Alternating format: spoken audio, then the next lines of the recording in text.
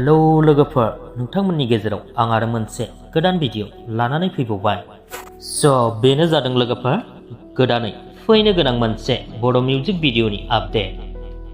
बे मिउजिक भिडिअआव सोर फावखुंग्रिफोरखौ नुनो मोनगोन नोंथांमोना भिडिअ क्लिपखौ नायनानै मोनथिखाबाय जानांगौ। बे मिउजिक भिडिअआवनो मुंदांखा फावखुंग्रि बिथां मनालिसा हाज'वारि बिथांमोनखौ फाव खालामनाय नुनो मोनगोन। बिथांमोननि बे मिउजिक भिडिअनि शुटिंआ थांनाय मैयानो 70% कमप्लिट जाबायमोन।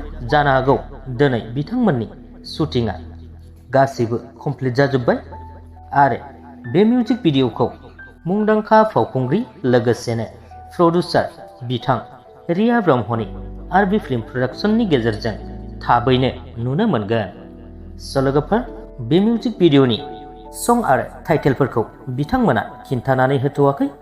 जेब्लानो रिलिज जागोन अब्लानो फिन खेबसे आपडेट लानानै फैफिनगोन। बेनिखायनो बे मिउजिक भिडिअखौ नायनो थाखाय नोंथांमोना साननैसो नेथ'दो। लोगोफोर, बेजों लोगोसेनो बे भिडिअनि आपडेटआबो बेखिनियानोमोन।